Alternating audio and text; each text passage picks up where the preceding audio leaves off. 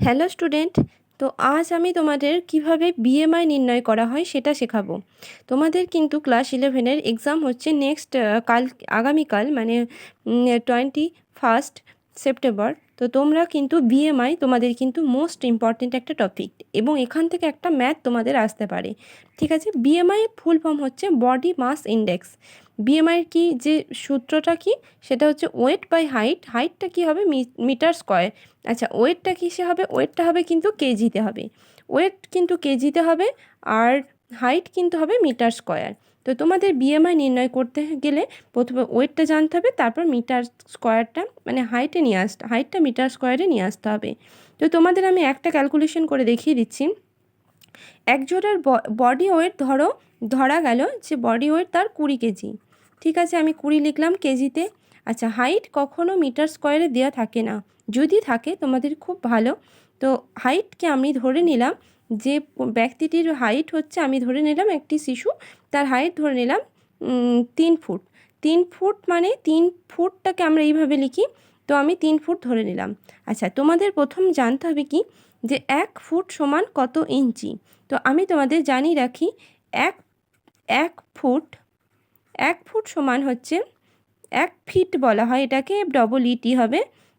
1 fit সমান হচ্ছে কত, 12 ইঞ্চি, 12 ইঞ্চ। ঠিক আছে, এবার 1 ইঞ্চ সমান তোমাদের জানতে হবে 1 ইঞ্চ। 1 ইঞ্চটাকে প্রথমে আমরা কি করব, সেন্টিমিটারে শেখাবো। সেন্টিমিটার, 1 ইঞ্চি সমান হচ্ছে 2.54 সেমি। ঠিক আছে, এবার এই সেন্টিমিটারটাকে আমরা মিটার করব। তাহলে 1 মিটার সমান কত, 100 সেন্টিমিটার, তাই তো? তাহলে যখন আমরা এখানে মিটার স্কোয়ার করব, তখন এটাকে মিটার নিয়ে যাব, তার স্কোয়ার করে নেব।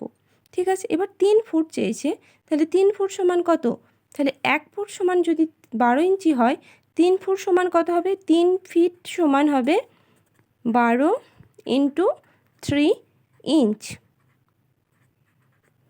ইজুকাল টু কত হবে, 12 3 36 ইঞ্চ। আচ্ছা, 36 ইঞ্চ সমান কত, 1 ইঞ্চি সমান 2.54 সেন্টিমিটার।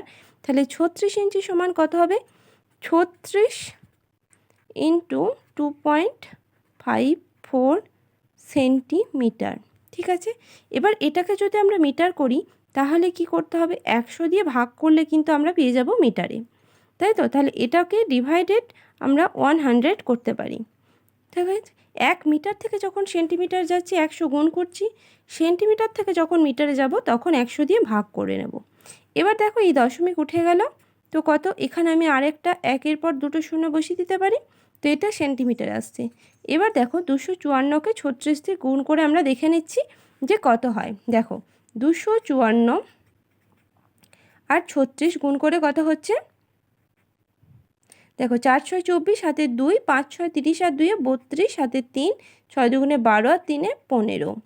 এদিকে আমি ক্রস করলাম, তারপর 4 3 12, হাতের 1, 5 3 15, 1 16, হাতের 1, 3 2 6 আর 1 7। তাহলে কত হলো টোটাল, 4 4 11, হাতের 1, 7 আর 1 8 আর 1 9। তাহলে কত হলো, 9144। এবার দেখো, 1 2 3 4টে সংখ্যা আগে দশমিক আছে, তাহলে 4টে সংখ্যা আগে যদি দশমিক বসাই, তাহলে কত হলো, এখানে দশমিক বসলো, তাহলে এর আগে কিছু নেই, মানে আমি একটা শূন্য বসিয়ে নিলাম।